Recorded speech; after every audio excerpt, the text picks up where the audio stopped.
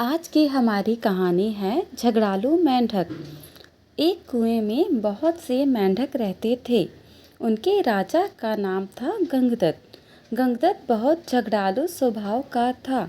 आसपास 2-3 और भी कुएं थे, उनमें भी मेंढक रहते थे। हर कुएं के मेंढकों का अपना राजा था। हर राजा से किसी न किसी बात पर गंगदत्त का झगड़ा चलता ही रहता था।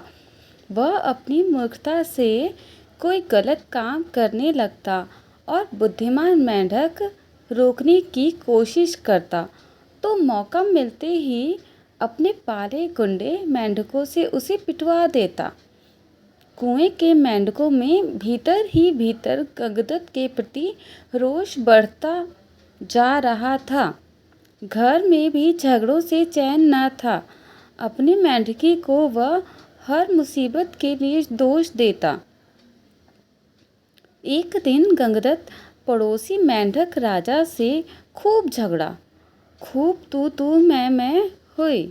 गंगदत्त ने अपने कुएं में आकर बताया कि पड़ोसी राजा ने उसका अपमान किया है।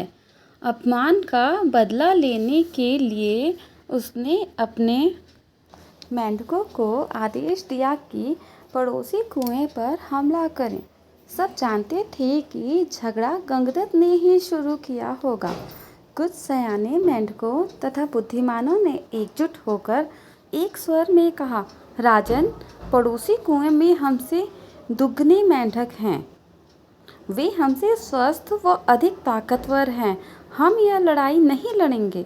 गंगदत्त सन रह गया और बुरी तरह तिलमिला गया। मन ही मन उसने ठान ली कि इन गद्दारों को भी सबक सिखाना होगा। गंगदत्त ने अपने बेटों को बुलाकर भड़काया। बेटा, पड़ोसी राजा ने तुम्हारे पिताश्री का घोर अपमान किया है। जाओ, पड़ोसी राजा के बेटों की ऐसी पिटाई करो कि वे पानी मांगने लग जाएं। गंगदत्त के बेटे एक दूसरे का मुंह देखने लगे। आखिर बड़े बेटे ने कहा, पिताश्री, आपने हमें कभी डराने की इजाज़त नहीं दी। डराने से ही मेंढकों में बल आता है, हौसला आता है और जोश आता है। आप ही बताइए कि बिना हौसले और जोश के हम किसी की क्या पिटाई कर पाएंगे। अब गंगदत्त सबसे चिढ़ गया। एक दिन वह कुढ़ता और बड़बड़ाता कुएं से बाहर निकला। इधर उधर घूमने लगा। उसे पास ही बने अपने बिल में एक भयंकर नाग घुसता नजर आया। उसकी आंखें चमकी। जब अपने दुश्मन बन गए हों तो दुश्मनों को अपना बनाना चाहिए। यह सोच वह बिल के पास जाकर बोला, नागदेव, मेरा प्रणाम।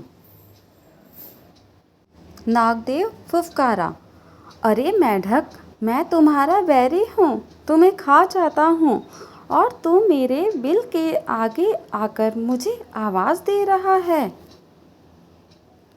गंगदत्त डराया। हे नाग, कभी कभी शत्रुओं से ज़्यादा अपने दुख देने लगते हैं।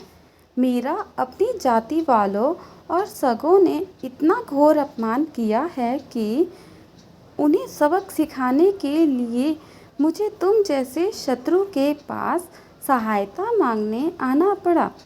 तुम मेरी दोस्ती स्वीकार करो और मज़े करो। नाग ने बिल से अपना सिर बाहर निकाला और बोला, मज़े? कैसे मज़े? गंगदत्त ने कहा, मैं तुम्हें इतने मेंढक खिलाऊंगा कि तुम मुटाते मुटाते अजगर बन जाओगे। नाग ने शंका व्यक्त की, पानी में मैं जा नहीं सकता, कैसे पकड़ूंगा मेंढक? गंगदत्त ने ताली बजाई। नाग भाई, यही तो मेरी दोस्ती तुम्हारे काम आएगी। मैंने पड़ोसी राजाओं के कुओं पर नज़र रखने के लिए अपने जासूस मेंढकों से ज़मीन में गुप्त सुरंगें खुदवा रखी है। हर कुएं तक उनका रास्ता जाता है। सुरंगें जहाँ मिलती है वहाँ एक कक्ष है। तुम वहाँ रहना और जिस जिस मेंढक को खाने के लिए कहूँ उन्हें खाते जाना। नाग गंगदत्त से दोस्ती के लिए तैयार हो गया, क्योंकि उसमें उसका लाभ ही लाभ था। एक मूर्ख बदले की भावना में अंधा होकर अपनों को दुश्मन के पेट के हवाले करने को तैयार हो तो दुश्मन क्यों ना इसका लाभ उठाए। नाग गंगदत्त के साथ सुरंग कक्ष में जाकर बैठ गया। गंगदत्त ने पहले सारे पड़ोसी मेंढक राजाओं और उनकी प्रजाओं को खाने के लिए कहा।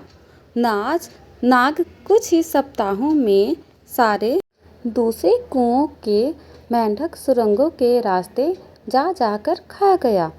जब सब समाप्त हो गए तो नाग गंगदत्त से बोला, अब किसे खाऊं, जल्दी बता। 24 घंटे पेट फुल रखने की आदत पड़ गई है। गंगदत्त ने कहा, अब मेरे कुएं के सभी सयानों और बुद्धिमान मेंढकों को खाओ। वह खाए जा चुके तो राजा की बारी आई। गंगदत्त ने सोचा, प्रजा की ऐसी की तैसी हर समय कुछ न कुछ शिकायत करती रहती है। उनको भी खाने के बाद नाग ने खाना मांगा तो गंगदत्त बोला, नागमित्र, अब केवल मेरा कुनबा व मेरे मित्र बचे हैं। खेल खत्म और मेंढक हजम। नाग ने फन फैलाया और फुफकारने लगा, मेंढक, मैं अब कहीं नहीं जाने का, तू खाने का इंतजाम कर, वरना। गंगदत्त की बोलती बंद हो गई। उसने नाग को अपने मित्र खिलाए, फिर अपने बेटे नाग के पेट में गए। गंगदत्त ने सोचा कि मैं और मेंढकी जिंदा रहे तो बेटे और पैदा कर लेंगे। बेटे खाने के बाद नाग फुफकारा, और खाना कहाँ है? गंगदत्त ने डरकर मेंढकी की ओर इशारा किया। गंगदत्त ने स्वयं के मन को समझाया, चलो, बूढ़ी मेंढकी से छुटकारा मिला, नई जवान मेंढकी से विवाह कर नया संसार रचाऊंगा। मेंढकी को खाने के बाद नाग ने मुंह फाड़ा, खाना। गंगदत्त ने हाथ जोड़े, अब तो केवल मैं बचा हूँ, तुम्हारा दोस्त गंगदत्त, अब लौट जाओ। नाग बोला, तू ही कौन सा मेरा मामा लगता है, और उसे हड़प गया। सीख, अपनों से बदला लेने के लिए जो शत्रु के हाथों की कठपुतली बना वह नष्ट हो गया। प्यारे बच्चों, अगर आपको हमारी कहानियाँ अच्छी लगती है तो हमारे चैनल को सब्सक्राइब करें। Thank you.